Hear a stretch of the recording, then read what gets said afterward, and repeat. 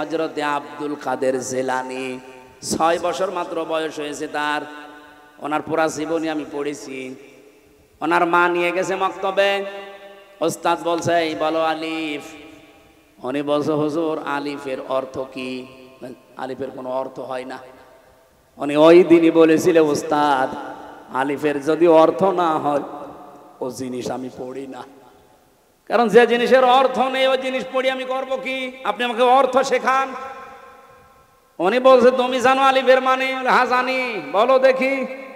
উনি আলিফ লাম মিম দিয়ে আরম্ভ করেছিলেন আল্লাহু লা ইলাহা ইল্লাহু আল হাইয়ুল কাইয়্যুম। সূরা বাকারার 255 নাম্বার যেটা আয়াতুল কুরসি বলে আমরা জানি। এ পর্যন্ত তেলাওয়াত করে আসলেন। এবার তিনি আল্লাহর পরিচয় তুলে ধরলেন 10টা। এখানে আল্লাহর 10টা ক্ষমতার কথা আছে। ওস্তাদ কাঁদতে কাঁদতে বেহুশ হয়ে গেছে। হোশ ফেরার পরে বলে মা আপনার ছেলেকে কোনো জায়গায় মনে হয় পড়িয়েছেন, আমার কাছে নিয়ে এসেছেন পরীক্ষা করার জন্যে। ওস্তাদ বলে না। মা বলছে আমি এই মাত্র আপনার কাছে প্রথম নিয়ে আসলাম, কোনো জায়গায় নিয়ে যাইনি। ওস্তাদ বলছে আপনার তো সৌভাগ্য যে এতটুকু বাচ্চা এর কোরআনে কারিমের প্রায় 18 পারা পর্যন্ত আয়ত্ত করা আছে। প্রতিটি আয়াত সে সুন্দর করে পড়তে পারে, অনেক আয়াতের অর্থ সে বোঝে। আমাকে আল্লাহর 10টা ক্ষমতা শুনিয়েছে আয়াতুল কুরসি দিয়ে। মা আমার কান্না আরম্ভ করলেন। ওস্তাদ বলে আপনি কাঁদেন কেন? আপনার তো সৌভাগ্য, খুশি হওয়ার কথা।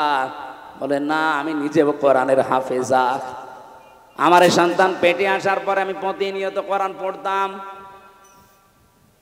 যখন জন্ম নিয়েছে ফজরের নামাজ পড়ার পরে আমি একে পাশে বসিয়ে বসিয়ে আমি নিজে পড়তাম। আমি দেখেছি আমারে আব্দুল কাদের আমার মুখের দিকে তাকিয়ে মুখ মেলাচ্ছে। ওস্তাদ আমার আফসোস হচ্ছে এই কারণে, আমি যদি আর একটু কষ্ট করে পড়াটাই প্রতিদিন পড়তাম আমার এই ছোট সন্তান এই ছোট বয়সেই কোরআনের হাফেজ হয়ে যেত। আব্দুল কাদের জিলানী এমনি এসেছিল পেটে। আপনার বিয়ের আগেই পেট, সারা দেশের মানুষের দেখা শেষ। এমন ব্লাউজ গায়ে দিয়েছে মনে হচ্ছে ফুটবল খেলার মাঠ। কথা বলছেন না? এই দিক থেকে একটা ফিতা, ওই দিক থেকে আর একটা ফিতা, মাঝখানে দিয়েছে গেরো, ওটা ফুটবল খেলার সেন্টার। কত মানুষ আছে বাসে নজর ওই দিকে দেয় নাকি এই এলাকায় সব নেই? মা বোন যারা এসেছেন নিজেদেরকে রক্ষা করেন। আল্লাহ এর পরের শব্দে দিয়েছেন রিশা, শুধুমাত্র লজ্জা নিবারণ করার জন্য পোশাক দেয়নি, সৌন্দর্য বৃদ্ধি করার জন্য পোশাক আমি দিয়েছি। হ্যাঁ এখানে ব্যাখ্যা দুইটা। আপনি শুধুমাত্র সৌন্দর্য প্রদর্শন করতে পারেন পোশাক আশাকের মাধ্যমে, বিবাহিতা মেয়েরা তার স্বামীর কাছে। কথা বোঝা যায়নি? আপনি পোশাকের দ্বারা যদি সৌন্দর্য বর্ধন করতে চান করবেন, কিন্তু কার জন্যে? স্বামী ছাড়া পৃথিবীর কারোর জন্য, এমনকি নিজের বাবার জন্যেও মেয়েদের সাজ করা জায়েজ নেই। আজকে যে পরকীয়া প্রেম বাড়ে, বহু মানুষকে আমি বলতে শুনেছি হুজুর যেভাবে চাই ওইভাবে করে না। কি আমি চাই আমার বউ রাতে নাইট ড্রেস পরে থাকবে, ও পরে না, এই জন্য আমি অন্য জায়গায় লাইন করি। এরকম মানুষ দেশে নেই? এখানে পরকীয়া প্রেম করেন কারা? হাত তোলেন তো দেখি। ও আলহামদুলিল্লাহ, এই জেলা তো একেবারে মানে মডেল জেলা। কোনো কিছুই নেই, যৌতুক নেই, পরকীয়া প্রেম নেই, ওসি তো খুব আরামে আছে।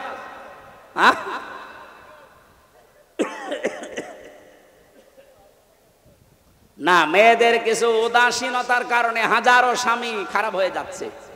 এরা যে কল দিয়ে বলে একেবারে মিথ্যা হলে তো বলতো না। সম্মানিতা মা বোনেরা, এই রিশার ব্যাখ্যা যেটা আপনি কিন্তু ধরা পড়ে যাবে।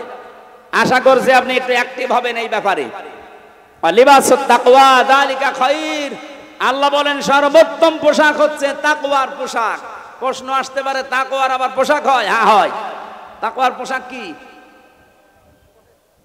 এখানে যদি প্রশ্ন করা হয় 100 জনের 98 জন বলতে পারবেন না।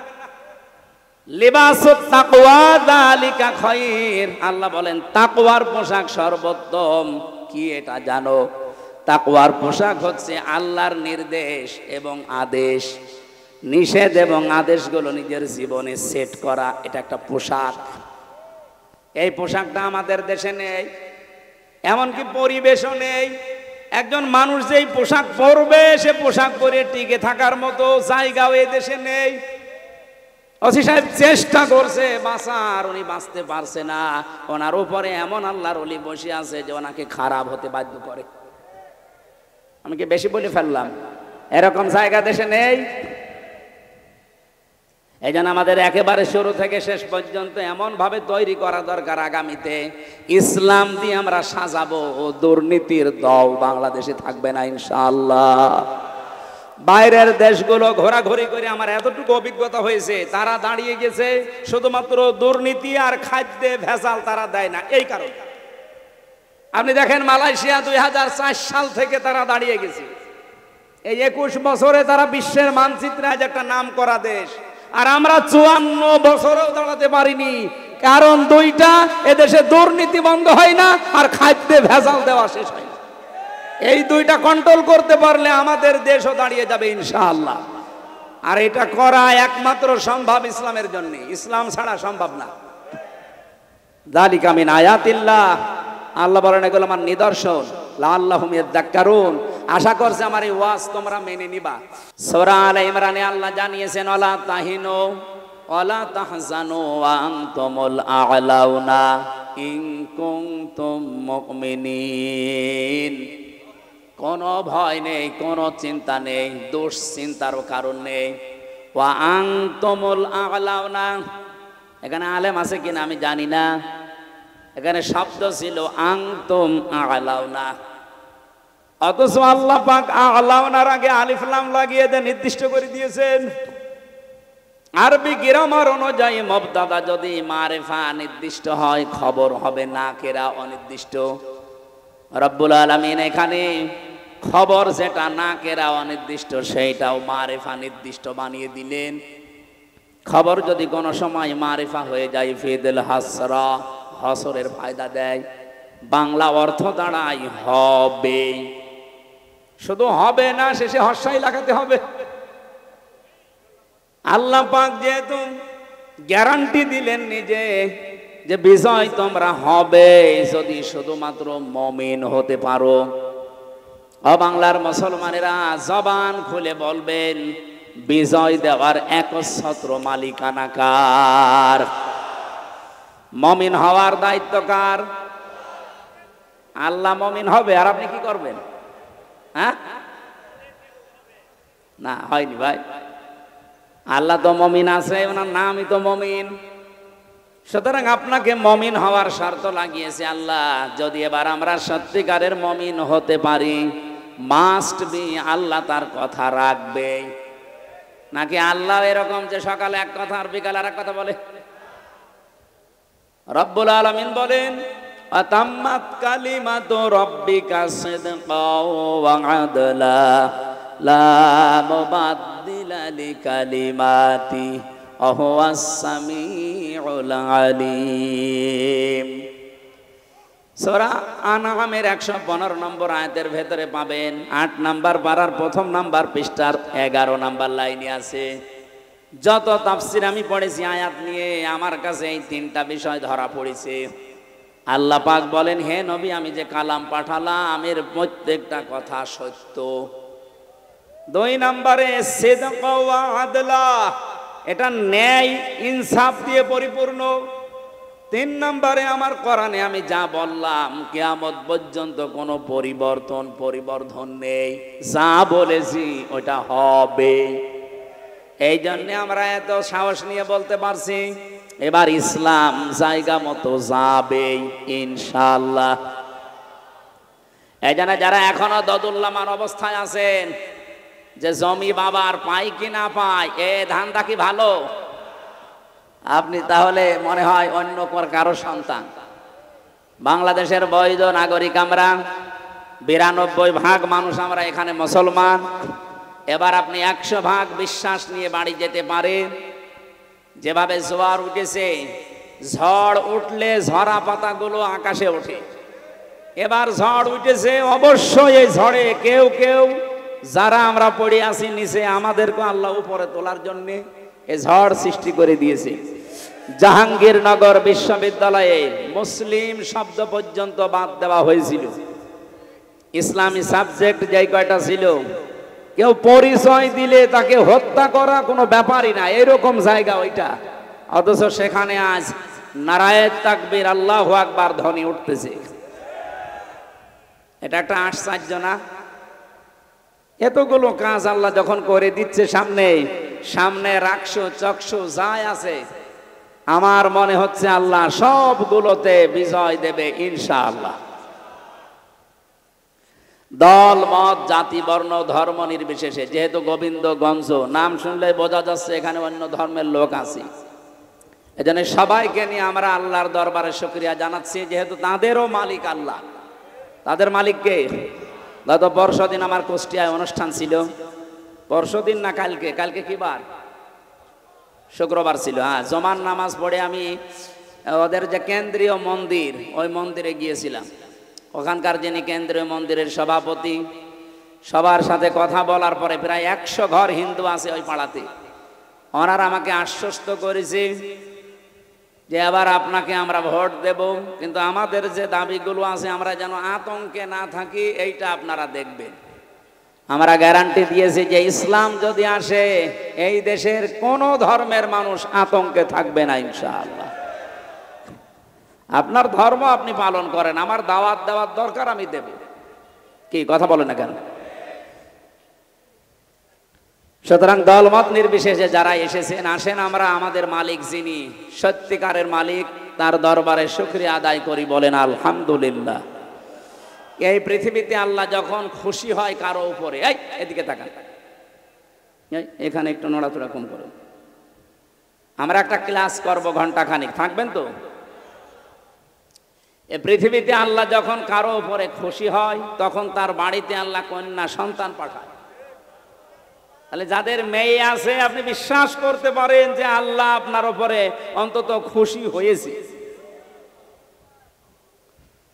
মেয়ে হলে খুশি হয় আল্লাহ, কিন্তু যার মেয়ে হয়েছে এই লোকটা নারাজ, এরকম মানুষ নেই? আপনাদেরকে আহ্বান জানাচ্ছি, আল্লাহ যেই কাজ করে করতে পেরে উনি খুশি, আমরা ওই কাজ পেয়ে খুশি কিনা বলেন তো? আজকে থেকে আর রাগ করবেন না।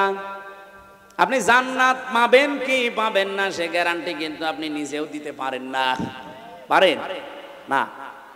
কিন্তু আমি গ্যারান্টি দিতে পারি, যার মেয়ে বাড়িতে একটা মেয়ে আছে, যদি 3টা দায়িত্ব পালন করতে পারেন, মাস্ট বি আপনি একটা জান্নাত পাবেন। না, আমারও ভুল হয়েছে। একটা জান্নাতের কথা আমি কোরআন আর হাদিসে পাইনি। কোন মানুষ যদি পৃথিবীতে একটা মেয়ে লোকের জন্য 3টা কাজ করে, আল্লাহ তাকে জান্নাত দেবেন, এই কথা পেয়েছি। কিন্তু যত জায়গায় আপনি জান্নাতের বর্ণনা দেখতে পাবেন কোরআনে, আপনি দেখবেন অধিকাংশ জায়গায় আল্লাহ বহু বচন দিয়েছেন। আপনি একটু চেষ্টা করেন কোরআনের এই আয়াতটা বোঝার। জান্নাতিন তাজরি মিন তাহতিহাল আনহার ওয়া মাসাকিনা তাইয়্যিবাতান ফি জান্নাতি আদন। এই যে শব্দের ভেতরে 2টা জান্নাত বললাম, 2টাই কিন্তু বহু বচন। আল্লাহ এক বচন দিতে পারতেন, একটা জান্নাত বহু বচন, মাসাকিন বহু বচন দিলেন কেন? আমরা যারা আরবি গ্রামার বুঝি, পৃথিবীর বহু ভাষায় আমরা দেখেছি এক বচন বহু বচন আছে, কিন্তু আরবের নিয়মটা আলাদা। এখানে এক বচন আছে, দ্বিবচন আছে, বহু বচন আছে। আমি আয়াতটা নিয়ে গবেষণা করলাম, যে চিন্তা করে দেখলাম যে আল্লাহ জান্নাতের কথা বলতে গেলে খালি বহু বচন লাগিয়েছেন কেন? যেহেতু আরবিতে এক বচনের পরে দ্বিবচন হয়, এরপরে 2-এর উপরে গেলে সেটা বহু বচন হয়। রব্বুল আলামিন তাফসীর পড়তে গিয়ে আমার মাথায় এসেছে এটা, পৃথিবীতে মানুষকে যদি আল্লাহ জান্নাত দেয়, যেহেতু বহু বচন আছে, কম পক্ষে 2 হলে বহু বচন হয় না, 3 হওয়া লাগে। কথা বলেন না কেন? তাহলে আপনি যদি জান্নাত একটা পান, কম পক্ষে 3টা জান্নাত পাবেন। আমার কথা মনে হয় বোঝেননি।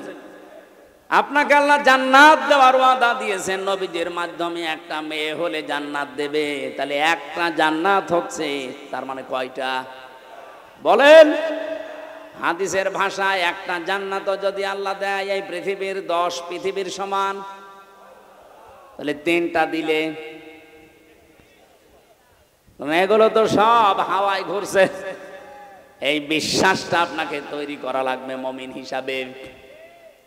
তাহলে একটা মেয়ে হলে কমপক্ষে আপনি 30টা জান্নাতের মালিক হবেন, এই দুনিয়ার পরিমাণ। জোরে বলেন সুবহানাল্লাহ। কিন্তু কাজ করা লাগবে মেয়ে লোকের জন্য কয়টা? 3টা। 1 নম্বরে আপনি খুশি হয়ে তাকে আদর যত্ন দেবেন, ভালোবাসবেন। 2 নম্বরে তাকে দ্বীন শেখাবেন। 3 নম্বরে সৎ পাত্র দেখে পাত্রস্থ করবেন। হ্যাঁ, আমি দেখেছি বাংলাদেশের বহু বাবা মা গার্জিয়ান এই 3টার হয়তো একটা করে, বাকি 2টা অধিকাংশ পিতা মাতাই করতে চায় না। আর সন্তান হলে উনি খুশি, ওর পেছনে খরচ করে, ভালোবাসা দেয়, মহব্বত দেখায়। কিন্তু 2 নম্বরে তাকে দ্বীন শিক্ষা দেওয়া লাগবে। এইটার বেলায় অনেকেই উদাসীন, গাফেল।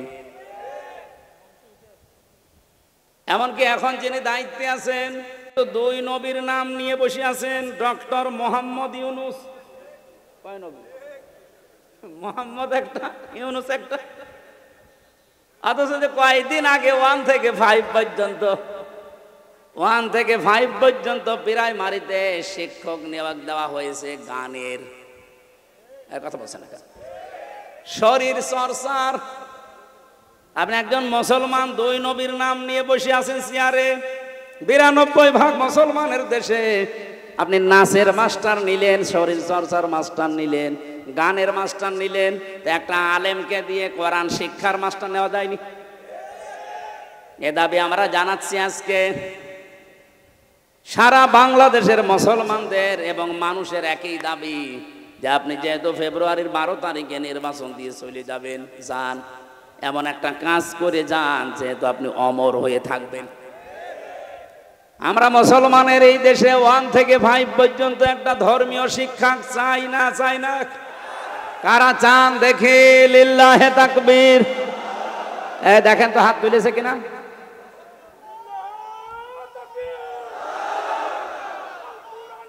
আলহামদুলিল্লাহ ভাই। আমাদের এই দাবি যদি ডক্টর মোহাম্মদ ইউনুস পর্যন্ত, আমি জানি যে যাবে, কারণ কত ফেরেশতা বসে আছে দেখেন। এই যে কিরামান কাতিবিন না, পৌঁছিয়ে দেবে জায়গা পর্যন্ত। ওনার কান পর্যন্ত যাওয়ার পরও যদি কিছু নাও করে, আমার আরশ পর্যন্ত চলে গেছে।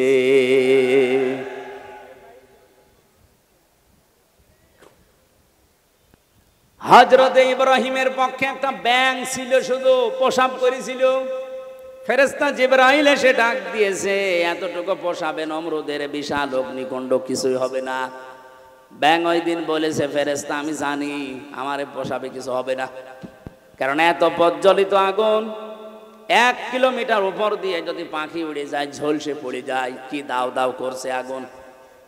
সেখানে আমি এত দূর থেকে শুধু পেশাব করছি, আমি জানি কিছু হবে না। কিন্তু আমার মালিক আল্লাহকে দেখাতে চায় যে আমি নবী ইব্রাহিমের পক্ষে আছি, নমরুদের বিপক্ষে আছি। আল্লাহ তার এই কথাটা এত বেশি পছন্দ করেছিলেন, ওই দিন থেকে আইন পাশ হয়ে গেছে।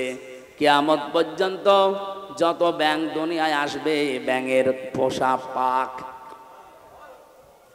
শুধু ইব্রাহিম নবীর পক্ষে থাকার কারণে ব্যাঙের পেশাব যদি পাক হয়ে যেতে পারে, আমরা যে আজকে কোরআনের পক্ষে শুধু হাত তুলে জানান দিয়েছি, কিয়ামতের দিন এটা যেন নাজাতের ওসিলা হয়ে যায়।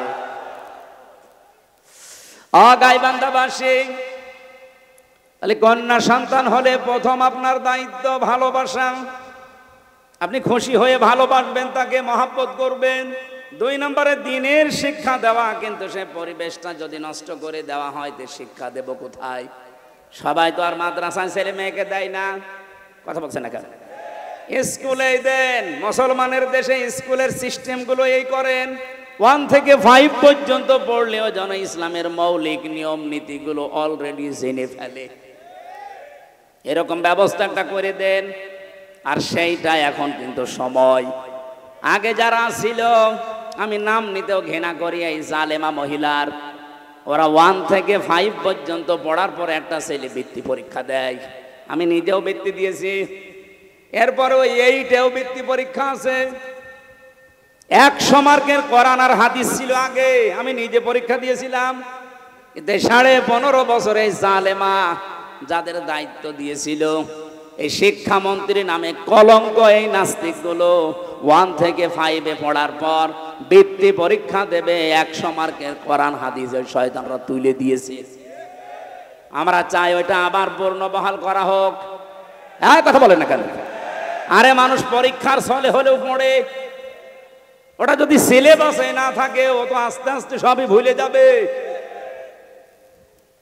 গত বছর আমি জেল থেকে বের হওয়ার পরে একটা মাহফিলে এসেছিলাম, এই যে পাশের জেলা নীলফামারী। নীলফামারীর একটা থানা আছে কিশোরগঞ্জ, ওখানে একটা বৃদ্ধাশ্রম আছে, দেখতে গিয়েছিলাম। যে দেখি এদিকে 25 জন মা, এদিকে 25 জন বাবা, মুরব্বী সব বসে আছে। যেই কয়জনের সাথে কথা বলেছি সবগুলো হাওমাও করে কাঁদছিল। এক মহিলা আমার হাত চেপে ধরে, মুরব্বী মানুষ, বলছে, বাবা আমার 3টা ছেলে মেয়ে সব বিদেশে থাকে, কিন্তু আজকে আমি এখানে পড়ে আছি এই বৃদ্ধাশ্রমে। বললাম, আপনার কি মনে হয় এখানে পড়ে থাকার কারণে বলেন তো? উনি আমার 2টি কথা বলেছিলেন। 1 নম্বরে প্রথম দোষটা আমার, 2 নম্বরের দোষ আমার পুত্রবধূর। প্রথম দোষ আমার এই 3টা ছেলে মেয়ে সব হায়ার এডুকেটেড, অনার্স মাস্টার্স করা, সব বাইরের দেশে থাকে। আমি তাদেরকে দ্বীনের শিক্ষা, কোরআনের শিক্ষাটা ছোটবেলা থেকে দেইনি, এইটা আমার অপরাধ। ঠিক আছে।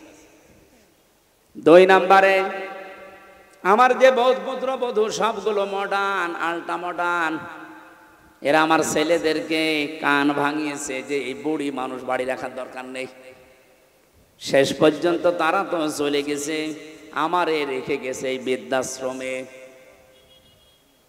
আমি এখন এই যে 24 ঘন্টা কাজ কাম নেই, শুধু পড়তে থাকি, মাঝে মাঝে কোরআন হাদিস ইসলামের ইতিহাস পড়ি। আমি বুঝি এই ছেলেটারও দোষ না, দোষ এখন আমার মনে হচ্ছে।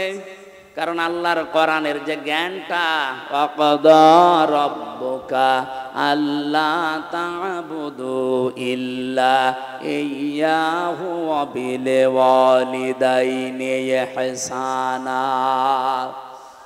আল্লাহ বলেন, আমি রায় দিলাম, আমি রায় দিয়ে দিলাম, সিদ্ধান্ত দিলাম, ফায়সালা দিলাম, আমি আল্লাহ লিখে দিলাম, আমি আল্লাহ ছাড়া কারো ইবাদত করা যাবে না। আর তোমাদের মা বাবা যাদের আছে তাদের সাথে ভালো ব্যবহার করা লাগবে। আল্লাহর পরে যাদের স্থান তারা কারা? বলেন বলেন। সেই মা বাবা, তাদেরই তারা স্থান জানে না, কারণ তারা এ বিষয়ে জ্ঞান অর্জন করে নাই। তাদেরকে যেহেতু আমরা শেখাতে পারি না, এই জন্য প্রথম দোষটাই আমার। আমরা আশা করব যারা দায়িত্বে আছেন আপনারাও মুরব্বী হবেন। আপনাদের আগামী প্রজন্ম যদি বৃদ্ধাশ্রমে আপনাদের রেখে না আসে, আল্লাহর পরে আপনার স্থান এটা যদি না জানে, আপনাদের কপালেও আসতেছে। যেন আমার মনে হয় এই মুহূর্তে 1 থেকে 5 পর্যন্ত এমন সিস্টেম করা দরকার, মানুষ যেন হাফ আলেম হয়ে যায়। এ দাবি কি শুধু আমার একার না সবার? মেয়েটার জন্য 3 নম্বরে আপনি সৎ পাত্র দেখবেন। আজ মেয়ের বাবা যারা, অনেকে সৎ পাত্র দেখে না, দেখে যে এই ছেলের মাল আছে কিনা, নাকি এ জেলায় এসব নেই?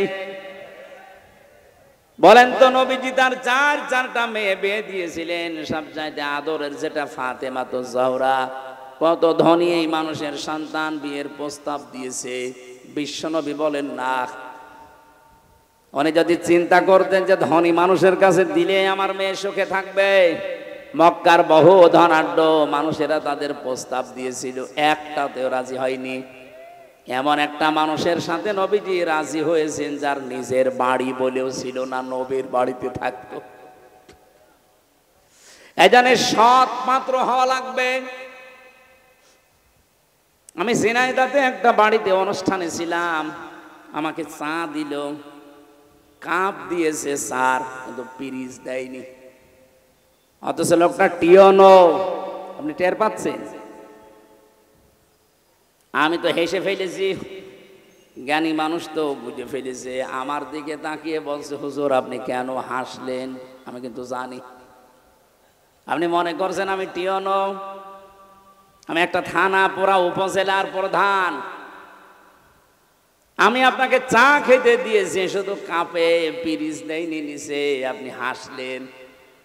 বাস্তবতা এইটা, গত পরশুদিন এই পিরিচটা ভেঙে গেছে, কাপটা নিচের যেটা। আমি ইচ্ছা করলে কিনতে পারতাম, আমি 1000টা পিরিচ কিনতে পারতাম। গতকালকেও আমার অফিসে একটা বিশাল বান্ডিল এসেছিল, শুধু সই করতে বাকি। সই করে দিলে ওই 8 লাখ টাকা আমি পেয়ে যেতাম। এইরকম পিরিচ হাজার হাজারটা কিনতে পারতাম। সেই ছোটবেলায় আমি আমার মায়ের কাছে, মাওলানার কাছে, ওস্তাদের কাছে আমি শিখেছি যে ঘুষ খাওয়া এটা হারাম। ওই দিন থেকে এই পর্যায় পর্যন্ত আমি আজও কোনো ঘুষ খাইনি।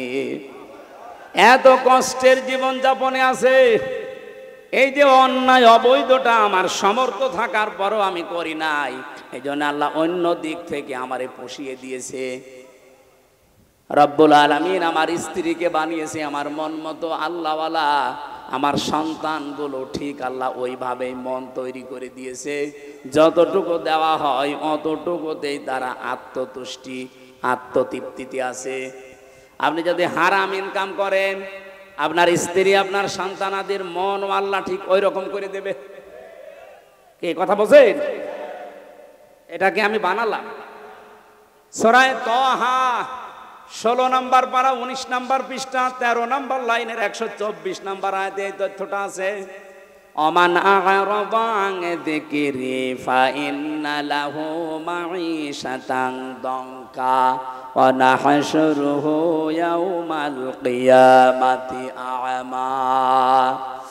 রব্বুল আলামিন বলেন, আমার বিধান বাদ দিয়ে যারা ইনকাম করবে, বলেন তো ঘুষ খাওয়া এটা আল্লাহর বিধানে আছে? বলেন বলেন।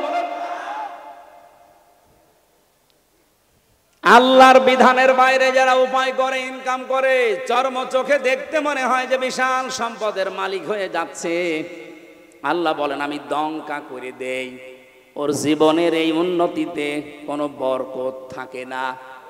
হ্যাঁ, হয়তো প্রতিদিন 2 লাখ টাকা করে আসবে ঠিক, কিন্তু 2.5 লাখ টাকা চলে যাবে এরকম রাস্তা বানিয়ে দেব। আসবে প্রতিদিন বৈধ অবৈধ ভাবে 2 লাখ করে, যাবে প্রতিদিন কত? লাভ হচ্ছে না লস হচ্ছে? এটা তো একটা গেল। সবচাইতে বড় বিষয়, আমি ওর অন্তর থেকে শান্তি তুলে নেব। এই দঙ্কা শব্দের ব্যাখ্যা হচ্ছে ওর জীবনের কোনো কিছুতে আমি শান্তি রাখবো না। ওর বউ চলবে ওর অবাধ্য হয়ে, সন্তান আদিগুলো নষ্ট হয়ে যাবে, কারণ এই প্রভাব পড়বে। হারাম ইনকাম করে যা খাওয়াচ্ছেন এই সন্তানগুলো হারাম হয়ে যাবে। এতটুকু আল্লাহ যদি শেষ করে দিতেন আয়াতই পড়তাম না। এর পরেরটা আরো ঝামেলা। ওয়া নাহশুরুহু ইয়াউমাল কিয়ামাতি আ'মা। কিয়ামতের দিন ওকে যখন তুলবো, ওর চোখ থাকবে না, অন্ধ হয়ে উঠবে। আমি আল্লাহর সামনে দাঁড়িয়ে বলবে, ক্বালা রাব্বি লিমা হাসারতানি আ'মা। হে আল্লাহ, আমার তো চোখ ছিল, আমি অন্ধ কেন? রব্বুল আলামিন এবারে মানে কঠিন কথা জানালেন যে আমি ওকে সঙ্গে সঙ্গে ধমক দেব। ক্বালা কাযালিকা আতাতকা আয়াতুনা ফানাসিতাহা। তোর সামনে আমার আয়াতগুলো এইভাবেই তেলাওয়াত হতো। হাজার হাজার আলেম ওলামা নবী রাসূলরা তোকে এইভাবে শুনিয়েছে। আমার আয়াতগুলো শোনার পরে এভাবে না শোনার ভান করেছিলি, জানার পরে যেভাবে না জানার ভান করতিস, যেভাবে ভুলে গিয়েছিলি জানার পরে, আজকে তোরে আমি আল্লাহ ভুলে গেলাম। তুই যে আমার বান্দা ছিলি, তুই যে আমার বান্দি ছিলি, কোনোদিন আমার এই জবানে তোর নাম আমি আর উচ্চারণ করব না। বলেন নাউজুবিল্লাহ। ও গাইবান্ধাবাসী, কিয়ামতের দিন যদি আল্লাহ আমাকে না ডাকে, আমার নাম ধরে তার জবানে, আপনার নাম ধরে যদি কিয়ামতে আল্লাহর ডাক না দেয় যে তোর নাম আর কোনোদিন উচ্চারণ হবে না, যা। নিজের নাম উচ্চারণ না হলে কেমন লাগে আপনি জানেন? আমি যখন আয়না ঘরে ছিলাম, মাটির নিচে আমি নিজে দেখেছি, মাটির নিচের ওই দেওয়ালে লেখা আছে, কেউ কেউ এই নখ দিয়ে বড় বড় নখ হয়ে যায়, খুশিয়ে খুশিয়ে দেওয়ালের সাথে লিখেছে যে ভাইরা, এই যে নাম্বার লিখেছি, কেউ যদি বাইরে যেতে পারেন এই নাম্বারে যাবেন যে এই নামের মানুষটা আজও বেশি আছে।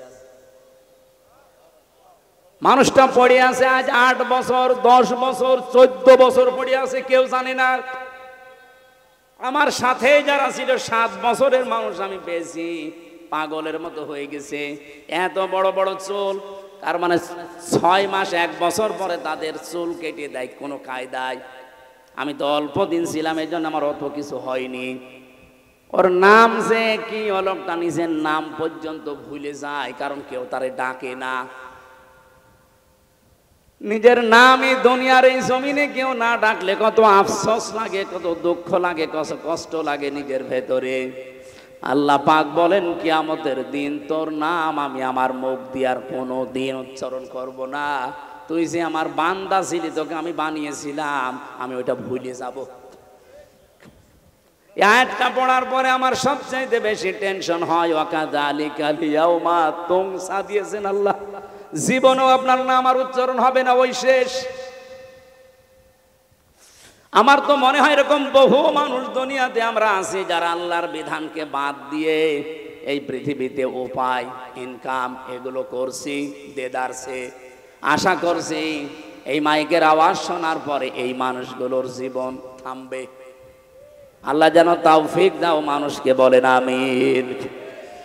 কন্যা সন্তান হলে যে দায়িত্বগুলো পালন করা লাগে, এগুলো যদি সত্যি আমরা করি, আল্লাহ যেহেতু খুশি, উনি জান্নাত দেওয়ার ঘোষণা দিয়েছেন। মেয়ে যাদের আছে, আল্লাহ কমপক্ষে যেন 3টা জান্নাতের মালিক তাকে বানান, আমিন। দ্বিতীয় নম্বরে হাদিস হচ্ছে, আল্লাহ যদি ওই লোকটার উপরে আর একটু খুশি হয়, তখন তার বাড়িতে আল্লাহ মেহমান পাঠায়। যদি আর একটু বেশি খুশি হয়, তখন তাকে রোগ ব্যাধি দিয়ে একটু পরীক্ষা চালায়। যদি আল্লাহ আর একটু বেশি খুশি হয়ে যায়, সর্বশেষ তখন ওই এলাকায় আল্লাহ বৃষ্টি নাজিল করে। সিস্টেম অপর পৃষ্ঠায় দেখুন, রব্বুল আলামিন বলেন, এটা হাদিস মুসলিম শরীফ, এই পৃথিবীতে আমি আল্লাহ যদি কারো উপরে রেগে যাই, তার 1 নম্বরে তাদের উপরে যে মানুষগুলো দুনিয়ায় যৌতুক খায়। এদেশে তো যৌতুক নেই। যৌতুক এটা মানবতার সাথে মহা কৌতুক। আমি এ কোরআন হাতে নিয়ে গ্যারান্টি দিতে পারি, এবার যদি ইসলাম যায়, বারবার তো মেয়ে লোককে আমরা পাঠিয়েছি, 2 মহিলা এটার একটাও করে নাই। ইসলাম যদি এবার যায়, সর্বপ্রথম যৌতুক নামে এই কৌতুককে ঝাঁটা পিটা করে বিদায় করা হবে।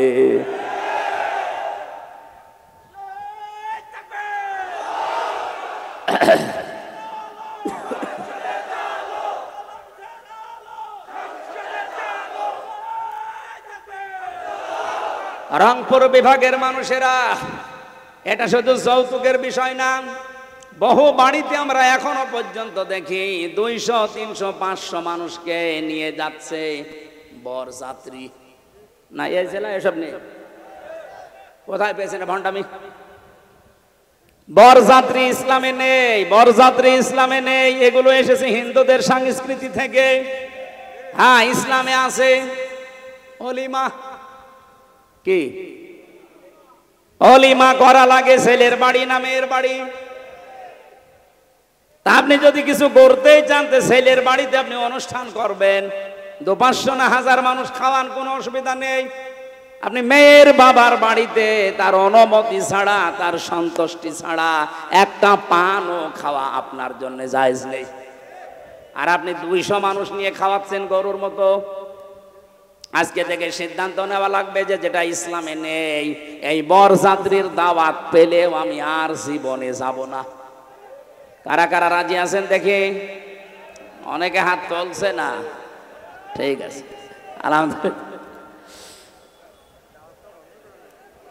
এখানে যারা বিয়ে করেছেন সত্যি করে বলবেন, বিয়ে যারা করেছেন অলিমা করেছেন কারা কারা হাত তোলেন তো? আন্দাজে হাত তুলছেন না? ওসি সাহেব হাত তুলতে পারিনি, তার মানে উনি অলিমা করিনি, বরযাত্রী নিয়ে গেছে। সিস্টেম হয়তো জানতো না আগামীতে এই সিস্টেম বাংলাদেশে থাকবে না। এদেশে যদি মেয়ে বিয়ে করতে চান আপনি বিয়ে করে নিয়ে এসে অলিমা করবেন ছেলের বাড়িতে। যৌতুকের টাকা না খেয়ে আমার মনে হয় পায়খানা করে খেয়ে ফেলা ভালো। হ্যাঁ, কারণ পায়খানা খেলে মাত্র একটা গুনাহ হবে, কবিরা গুনাহ। যৌতুকের টাকা যারা নেন ডবল গুনাহ হবে, একটা কবিরা আর একটা জুলুমের গুনাহ।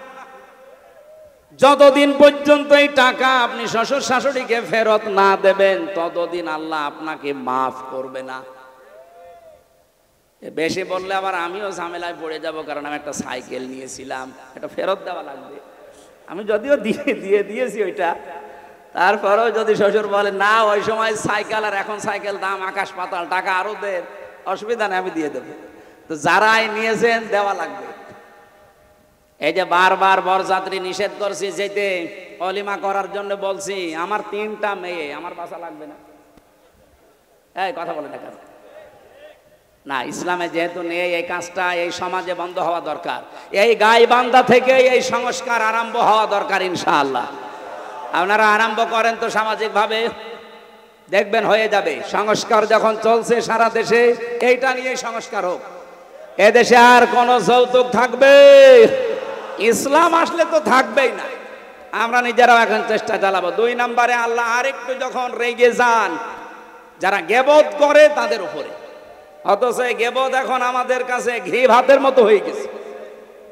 3 নম্বরে আল্লাহ আর একটু যখন রেগে যায় কারো উপরে, যে লোকটা মিথ্যা কথা বলে।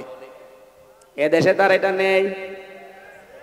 আগস্টের 5 তারিখের আগের কথা বাদ দেন, আমার তো মনে হচ্ছে আগস্টের 5 তারিখের পরে যত মিথ্যা মামলা আর মিথ্যা সাক্ষী বেড়েছে, নাকি এ জেলায় বন্ধ আছে? সারা দেশের অবস্থায় এক, মিথ্যা মামলা আর মিথ্যা সাক্ষী, এটা 180 মাইল বেগে অনেকে চালাচ্ছে। আরে ভাই, আপনি অত্যাচারিত, আপনার চাইতে আমি কি মাজলুম কম? আমি তো মামলা দিলে মিথ্যা সাক্ষী জোগাড় করলে 1000টা করা যায়। আমার বিনা কারণে মিথ্যা একটা মামলা দিয়ে মিথ্যা 4 জন সাক্ষী জোগাড় করে 3 বছর আমারে ফাঁসির কন্ডেম সেলে রেখে দিয়েছিল। আমার বাবার কাছ থেকে ওরা প্রায় 32 লাখ টাকা খেয়েছে। আমার তো এখন তারা যদি মাফ চায় আমার মনে হয় ওই টাকা ফেরত নেওয়া দরকার।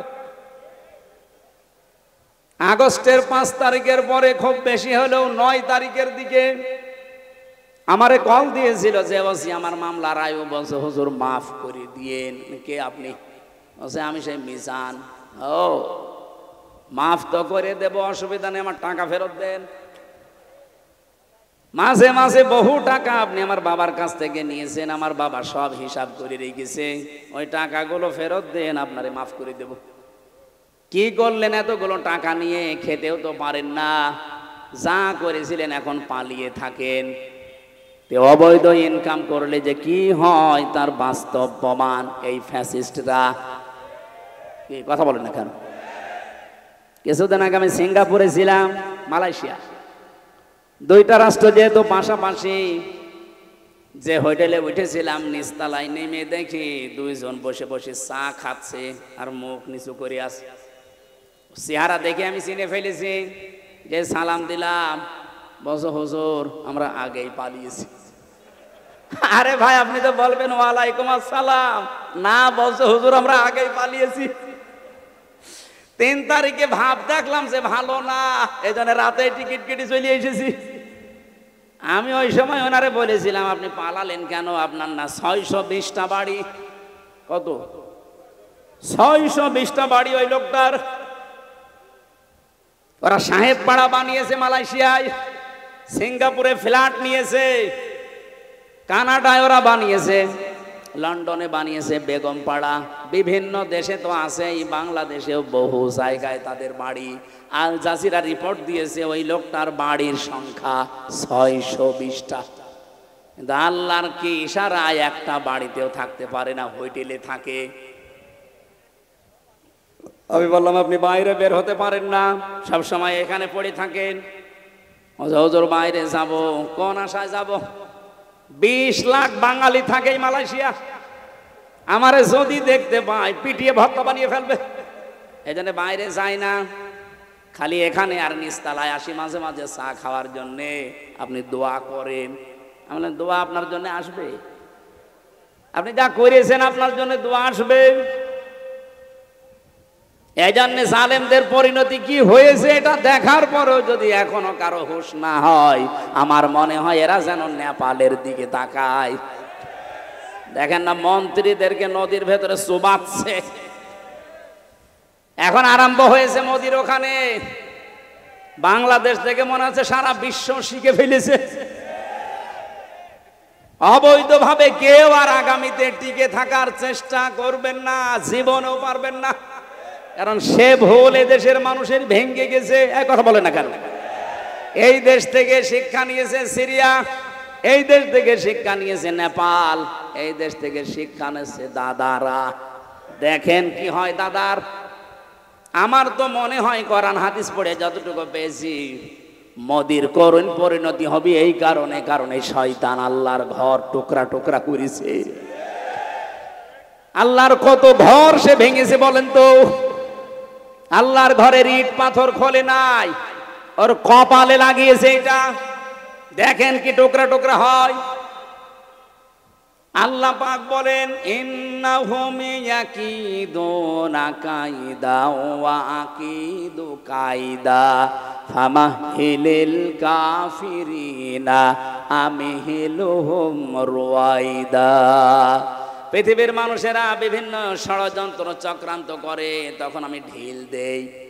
ঢিল দিতে দিতে এমন পর্যায়ে পৌঁছায়, ও জায়গায় যাবার পরে ওর আর ফিরে আসার কায়দা থাকে না। যেমন ফেরাউনকে, ওকে আল্লাহ সুযোগ দিয়েছিল, ওই সময়ও যদি নদীর পাশে থেকে ফিরে আসতো তাও বেঁচে থাকতো, অন্তত এই করুণ পরিণতি হইতো না। ওর বৃদ্ধি এত বেড়েছিল, ফেরেশতা জিবরাইলকে আমার আল্লাহ একটা ঘোড়া দিয়ে পাঠিয়ে দিয়েছিলেন, মেয়ে ঘোড়া, মাদি ঘোড়া।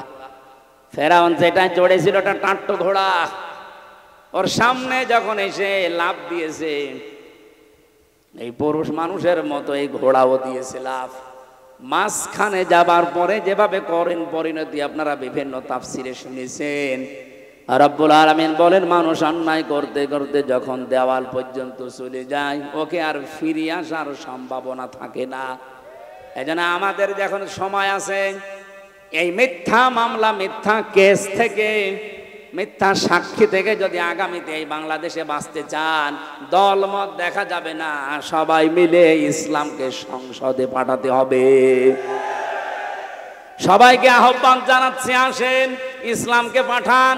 আপনিও নিরাপদে থাকতে পারবেন, আমিও নিরাপদে থাকতে পারবো। গোবিন্দচন্দ্র পরামানিক, রাজবাড়ি বাড়ি, উনি সারা বাংলাদেশের হিন্দু মহাজোটের মহাসচিব।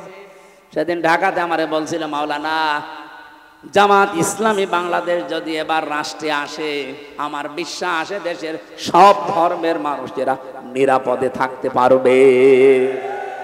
এটা হিন্দু মানুষের কথা বুঝে ফেললো, আর আপনার বুঝে আসে না। আপনি কোন ধান্দায় আছেন? ইসলাম না আসলে 54 বছর কি হয়েছে আপনি দেখেন না? কেউ কেউ চ্যাম্পিয়ন হয় দুর্নীতিতে, আর কেউ কেউ 15.5 বছরে কি করলো নিজের চোখের সামনে। আমার 33 বছর বয়স, 92 সালে আমার জন্ম। সেই হিসাবে আমি 33 বছরের ভেতরে 18 বছর থেকে যদি আমি ভোট দিতে আরম্ভ করতাম, 3 বার ভোট দিতে পারতাম, একবারও পারি নাই। তাহলে আগামীতে আমার একটা আশা, একটা শখ, একটু ভোট দেব, সেইটাও দেখছি অনেকে এখন বন্ধ করার রাস্তায় আছে। কি কথা বলেন না কেন? আপনি বলেন ডাকসোর মতো কয়েকটা ছাত্র, মাত্র 11,000, এই রেজাল্ট দিতে আপনার 3 দিন লাগে। কোন কারণে? আপনি যদি এত অ্যানালগ হয়ে থাকে, ডিজিটাল বাংলাদেশে আপনার মতো মানুষ বেশি হওয়ার দরকার নেই। আপনিও পথ ছেড়ে দিয়ে ভিক্ষা করে খান। 11,000-এর যদি এই অবস্থা হয়, 18 কোটি মানুষ যখন ভোট দেবে বলেন কত বছর লাগবে গণনা করতে? 5 বছর পার হয়ে যাবে না? এজন্য এই পদ্ধতি যদি অব্যাহত রাখেন আপনারা, আগামীতে কোনো নির্বাচনই আর বাংলাদেশের মানুষ মেনেও নেবে না, দেবেও না। কারণ এই নির্বাচন হচ্ছে সে আগের মতো আবার সেই 9 সাল নাকি 8 সালে হয়েছিল না, এরপরে 14 সাল, এরপরে 18 সাল, এরপরে 24 সাল, যা হয়েছিল আবার যদি ওই রকম হয়, আমরা আশা করছি যারা দায়িত্বে আছে তাদের কোমর যেন সোজা থাকে। কাকে ভয় পান আপনি? এতগুলো মানুষের রক্তের উপরে বসে আছেন, আপনার বিবেকে কিছু বলে না? 2732 জন মানুষের জীবনের উপর আপনারা বসে আছেন। কঠিন সিদ্ধান্ত নিয়ে অটল থাকা দরকার আমার মনে হয় যারা দায়িত্বে আছে। বাংলাদেশে 1628 জন মানুষ এখন আছে, ওসি সাহেব সহ। এই মানুষগুলোকে হযরত ওমরের মতো যেদিন আমরা দেখতে পাবো, এই বাংলাদেশটা মিনি জান্নাত হয়ে যাবে ইনশাআল্লাহ। আল্লাহ পাক একেবারে সর্বশেষ যখন সবচাইতে বেশি রাগান্বিত হয়ে যায় কারো উপরে, যখন দেখে লোকটা সুদ খায়। এদেশে তো সুদ নেই, হ্যাঁ এদেশে হয়তো ব্যাংকিং ব্যবস্থায় যে সুদগুলো অনেকে করেন না, কিন্তু ওই যে টাকা ছেড়ে রাখেন, টাকা আসে, 1000 টাকা দিয়ে রাখলে 100 টাকা করে মাসে মাসে বেশি দেয়। এই সিস্টেমে আছেন কারা দেখি তো বলেন? লিল্লাহি তাকবীর। ও এই এলাকায় নেই, আলহামদুলিল্লাহ। যদি কেউ করে থাকেন আশা করছি আপনি এই অন্যায়টা ছেড়ে দেন, নয়তো আপনি নামাজও পড়েন, মায়ের সাথে জিনাও করেন। একটা নিকৃষ্ট শব্দ এটা। সন্তান যত খারাপ হোক বলেন তো, মায়ের সাথে জিনা করা এটা সম্ভব? হ্যাঁ বলেন। অথচ হাদিসে এটা যারা সুদ খায়, 1 টাকা পরিমাণেও যারা সুদ খায়, ওজনে 1 বার 2 বার না, মায়ের সাথে 33 বার জিনা করে। আল্লাহ তুমি আমাদের দেশের মানুষকে এই মহা পাপ থেকে বাঁচাও। আরো জোরে বলেন। তাহলে মুসলিম শরীফের হাদিসের বাক্য ছিল 4টা কাজে আল্লাহ খুশি, আর এই 4টা কাজে আল্লাহ বেজার। যেগুলোতে আল্লাহ খুশি আমাদেরকে এই কাজগুলো দুনিয়ায় করার তৌফিক দেন, যেগুলোতে নারাজ আল্লাহ ছেড়ে দেওয়ার সুযোগ দেন। বলেন আমিন। আমার তেলাওয়াত কিন্তু আয়াত সূরা আরাফের 26-27, আমরা 2টা আয়াত পড়েছি। আলোচনার বিষয় ছিল মানব জাতিকে শয়তানের প্রথম হামলা এবং তার পদ্ধতি কি ছিল। এই পৃথিবীতে শয়তানের যত টার্গেট, সর্বপ্রথম টার্গেট ছিল এই যে আয়াতে আছে। রব্বুল আলামিন বলেন, ইয়া বানি আদম ক্বাদ আনজালনা আলাইকুম লিবাসা। হে বনি আদম সন্তান, এখানে লক্ষ্য করেন আল্লাহ কিন্তু ঈমানদারকে ডাকেন নাই, আল্লাহ মুসলমানদেরকে আলাদাভাবে বলেন নাই, ডাক দিয়েছেন ইয়া বানি আদম, হে বনি আদমের সন্তান। বলেন তো অন্যান্য ধর্ম যারা মেনে চলে ওলা বনি আদম সন্তান কিনা? বলেন বলেন। তার মানে অন্য ধর্মের লোক যদি আশপাশে থাকেন, সে আপনি হিন্দু হন, খ্রিস্টান হন, বৌদ্ধ হন, যারা আছেন সবাইকে আল্লাহ ডাক দিয়েছেন, কারণ সবার মালিক কে? বলেন বলেন। ওরা হয়তো বাপ দাদার কথা মানতে গিয়ে সরাসরি বলতে পারে না আল্লাহ, কিন্তু মনের ভেতরে এটা ওদের আছে। বিপদে পড়ে দেখবেন তখন কিন্তু আল্লাহ ছাড়া আর কোনো ভগবানের নাম মনে আসে না। কথা বলেন। আমি বরিশালে ছিলাম ছোটবেলায়, যেতাম তখন নৌকায় ব্রিজ ছিল না, হঠাৎ দেখে একটা ঝড় উঠেছে, আমরা তো পড়ছি লা ইলাহা ইল্লা আনতা সুবহানাক। পাশে আমার দেখে এক দাদা হিন্দু আর দাদি, ওরা বলছে লা ইলাহা ইল্লাল্লাহ। কি গো, চেহারা দেখে তো মনে হচ্ছে অন্য ধর্মের লোক। কালেমা পড়েন, মুসলমান হয়েছেন? বলছে না। পড়েন কি করে? বলছে যে ঝড় উঠেছে এ কালী দুর্গার কাজ না, আল্লাহ লাগবে। মানে সবার মনের ভেতরে আল্লাহ একজন আছে, কিন্তু বাস্তবের খাতিরে অনেকে বলতে পারে না। আল্লাহ যেহেতু সবার মালিক, সবার রব, এই জন্য উনি ডাক দিয়েছেন ইয়া বানি আদম, হে বনি আদমের সন্তানেরা। কদ আনসালনা, অবশ্যই আমি নাজিল করেছি, আলাইকুম, তোমাদের ওপরে, লেবাসা, পোশাক। কি করে এই পোশাক তোমাদের? ইওয়ারি সাওয়াতিকুম রিসা, তোমাদের লজ্জা নিবারণ করে। 2 নম্বরে তোমাদের সৌন্দর্য বৃদ্ধি করে। এই একটু খেয়াল করেন এদিকে, এই জরুরি না হলে উঠেন না তো ভাই। এলাকায় কি বিড়ির ফ্যাক্টরি আছে স্যার? অনেকের বিড়ির নেশা লাগে, তো ওই যশোর এলাকায় গেলে বিড়ি আছে, একটু পরে দেখি উঠে যে বিড়ি খেয়ে আবার আসে, কিন্তু এরা আবার বিড়ি খেতে যাচ্ছে না।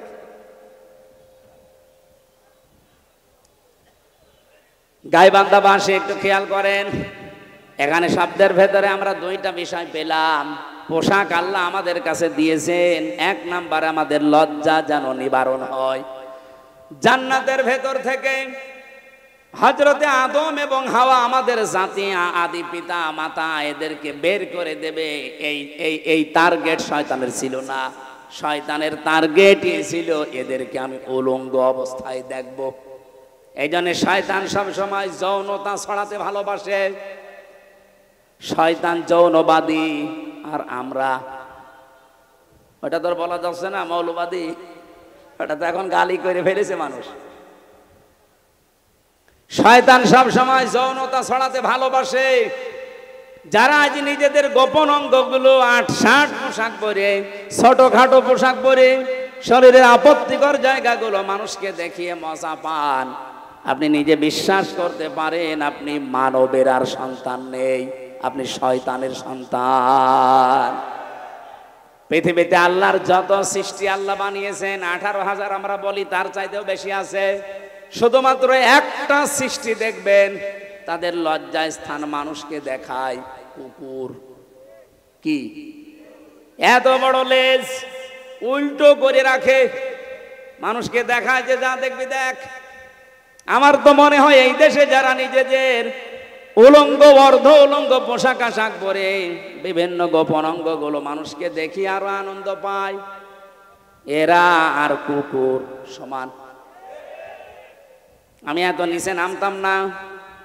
আপনার একটু লজ্জা লাগে না এমন খারাপ পোশাক পরে রাস্তায় আসেন? মানুষ আপনাকে দেখে কত রকমের আজে বাজে, কত রকমের নিম্ন কথা বলে আপনি জানেন? আপনি যখন রাস্তা দিয়ে আপনার বউকে উলঙ্গ, অর্ধ উলঙ্গ করে মোটরসাইকেলে নিয়ে যান, কত যুবক রাস্তায় দাঁড়িয়ে বলে মাল গেল। আর আপনার বউকে দেখে যদি কেউ বলে যে মাল গেল, ওই মালের পেটে আর ভালো মাল আল্লাহ দেবে না। কারণ মেয়েদের এই কয়েক ইঞ্চি পেট, এটা খুব দামি জায়গা। এখানে যার নজর যত খারাপ পড়বে, ওখান থেকে খারাপ জিনিস ডেলিভারি আসবে। বলে যে হুজুর দোয়া করেন ছেলে যেন আব্দুল কাদের জেলানির মতো হয়। ছেলে আব্দুল কাদের জেলানি এমনি হবে? আপনি আব্দুল কাদের জেলানির জীবনী পড়েন, তার মা কোন ধাঁচের ছিলেন। হযরতে আব্দুল কাদের জেলানি রহমতুল্লাহ আলাইহি যে মায়ের পেটে এসেছিলেন, ওই মা বাসর রাতে, স্বামী বাসর রাতে ঢোকার পরে দৌড় দিয়েছে আবু মুসা জঙ্গি রহমতুল্লাহ আলাইহি। আমি তার জীবনী পড়তে গিয়ে এটা পেয়েছি। স্ত্রী তখন ডাক দিয়ে বলছে, স্বামী আপনি দৌড় দেবেন না, আমার বাবা আপনাকে যেই যেই কয়টা কথা বলেছিল সবই রূপক অর্থে ঠিক আছে। আমার বাবা বলেছিল আমি নাকি অন্ধ, হ্যাঁ আমি অন্ধ। যৌবন পাওয়ার পরে আজ পর্যন্ত আমার চোখ দিয়ে আল্লাহর নিষিদ্ধ কোনো জিনিস আমি দেখি নাই। মেয়েরা যৌবন পায় কখন? এখানে একটা মাসলা বলা দরকার। মেয়েরা এসেছে, সম্মানিত মা বোনেরা, যখন পয়েন্ট এসেছে আপনাদের মাসলাটা জানা দরকার।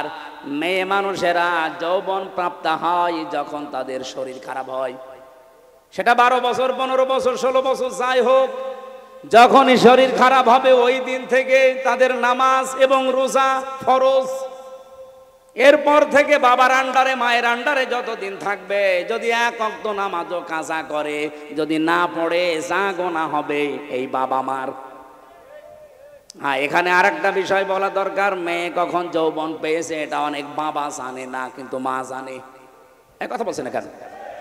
এই জন্য মায়েদের উচিত বাবাকে আপনি ইঙ্গিত দেবেন, তোমার মেয়ে কিন্তু এই অবস্থা। সকালে ফজরের নামাজ শুধু নিজে ঢিপ দিয়ে চলে আসবা না, সেজদাটা মেয়েও যেন দেয় সে ব্যবস্থা করো। ও এতদিন তো অভ্যাস ছিল না, ওকে অভ্যাস তৈরি করাও।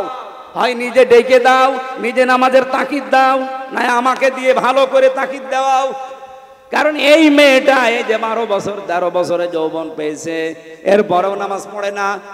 কিয়ামতের দিন যখন আল্লাহ বিচার করতে বসবে, না জাআলুহুমা তাহাতা আকদামিনা, তোমাকে আর আমাকে সামনে নিয়ে আল্লাহ বলেন মুখের উপরে জোড়া লাথি দিয়ে জাহান্নামে দেবে।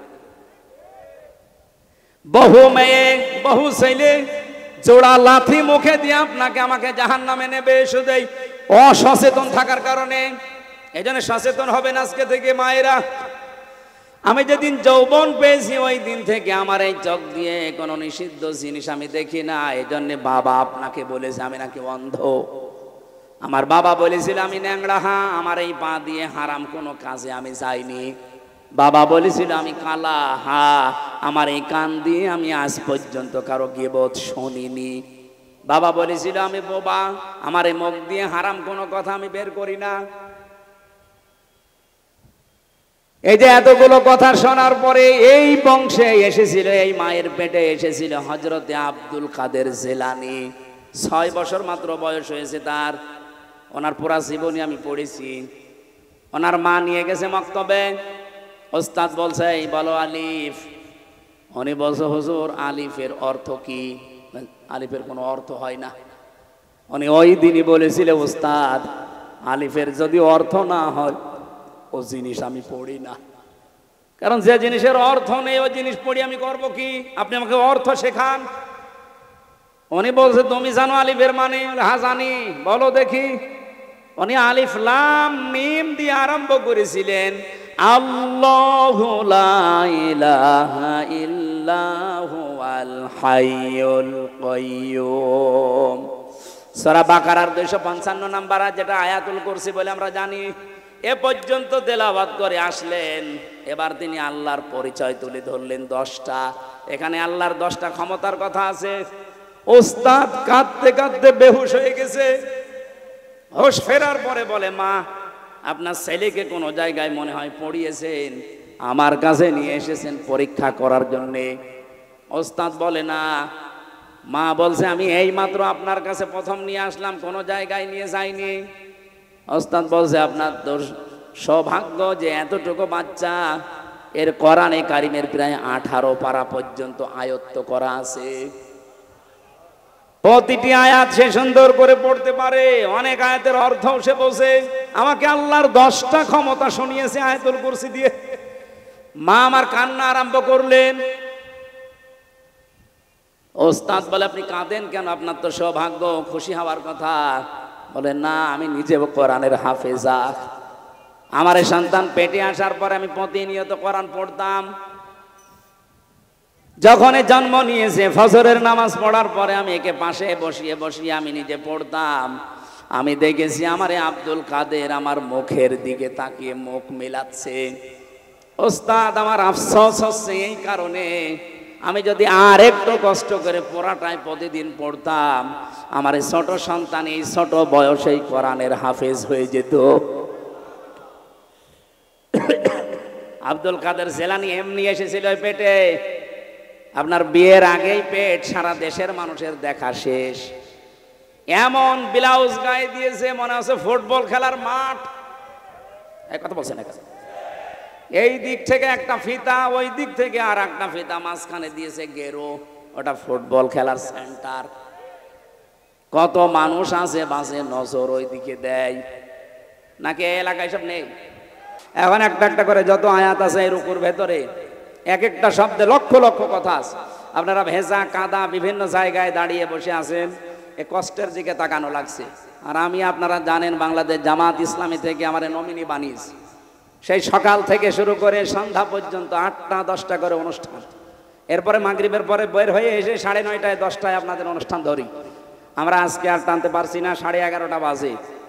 মেয়েদের জন্য এই বইটা নিয়ে যাবেন, পারিবারিক জীবনের সমস্যা এবং সমাধান। আমি জেলে বসে লিখেছিলাম, এসে বাইরে এসে এটা প্রিন্ট দিয়েছি। একটা মেয়েদের একটা পুরুষের, দুইজনকে পড়াবেন। আর একটা শুধুমাত্র মেয়েদের জন্য, এটা 6 জন মহিলার আদর্শ আমি লিখেছি। এই ওসি সাহেবকে আপনি হাদিয়া দেবেন। আল্লাহ আমাদেরকে যতটুকুই বলেছি এতটুকুই মেনে চলার তৌফিক দিন, আল্লাহুম্মা আমিন। লা ইলাহা ইল্লা আনতা সুবহানাক ইন্নী কুনতু মিনাজ জালিমিন। রব্বুল আলামিন, যেভাবে আরম্ভ করেছিলাম সারা রাত বললেও তোমারে বান্দা বান্দিরা চলে যেত না। দিনের বেলায় বৃষ্টি হওয়ার কারণে জায়গাটা ভিজে গেছে, কাদা মাটি। এখানে অনেক কষ্ট করে সেই আসর থেকে বসে আছে কোরআনের জন্য যারা একত্র, এই মানুষগুলোর দিকে তাকিয়ে হলেও দেশে কোরআনের আইন জারি করে দাও। সওয়াবগুলো তুমি নবীজির রওজায় পৌঁছিয়ে দাও। মাহফিলের সভাপতিকে কবুল করো। সম্মানিত প্রধান অতিথি জনাব ডাক্তার আব্দুর রহিম সরকার, আল্লাহ তোমার নামে নাম, তোমার গোলামকে মঞ্জুর করো। আজকের মাহফিলের সভাপতি জনাব আব্দুর রশিদ, শেখ আব্দুর রশিদ সাহেবকে মঞ্জুর করো। আমাদের অভিভাবক এসেছে, থানার ওসি সাহেব সহ যত অতিথি এখানে, এদের সম্মান মর্যাদা দুনিয়া আখিরাতে আরো বাড়িয়ে দাও। মা বোনদেরকে তুমি খাদিজার মতো আয়েশার মতো বানাও। বড় আশা জীবনে, এই 56,000 বর্গ মাইল তোমার কালাম দিয়ে চলছে, এটা দেখতে চাই। আল্লাহ এবার তুমি ইসলামের হাতে, কোরআনের হাতে দেশটা তুলে দাও। এই গোবিন্দগঞ্জ এলাকার মাটির নিচে যারাই ঘুমিয়ে আছে এদেরকে চিরতরে মাফ করে দাও। যারা এই বাজারে ব্যবসা বাণিজ্য করে আল্লাহ এদের বরকত দিয়ে ঢেলে দাও। আগামীতে অনুষ্ঠানটা ব্যবসায়ীদের, সৎ ব্যবসায়ীদের উদ্যোগে আয়োজিত, এদেরকে তুমি মেহেরবানি করে কবুল করো। আগামীতে অনুষ্ঠানটা কোরআনের প্রচারের জন্য আরো বিশাল আকারে মঞ্জুর করে নিও। আমাদের দেশের দায়িত্বে যারা আছে আল্লাহ, হেদায়েত তোমার হাতে, মেহেরবানি করে তাদের হেদায়েত নসিব করে দাও। প্রশাসনের যে ভাইগুলো আজকে দায়িত্ব পালন করেছে, নিজেদের বাবা মা আত্মীয় স্বজন স্ত্রী পুত্র ছেড়ে বাংলার বিভিন্ন প্রান্তে যারা জনগণের জান আলমান ইজ্জত আবরু হেফাজতের দায়িত্বে থাকে, এদের পড়া দায়িত্বটা ইবাদত হিসাবে কবুল করে নাও। 3টা বছর জালেমের জেলখানায় আমি অসুস্থ হয়ে গেছি। আমার কণ্ঠটাও নষ্ট হয়ে গেছে, শরীরটাও নষ্ট হয়ে গেছে। আমি তোমার কাছে আমার কণ্ঠ আর শরীরটা কোরআনের জন্য ভিক্ষা চাই। বারাকাল্লাহু লানা ওয়া লাকুম ফিল কোরআনিল আযীম। জীবনের শেষ কথা যেন বলতে পারি, লা ইলাহা ইল্লাল্লাহু মুহাম্মাদুর রাসূলুল্লাহ।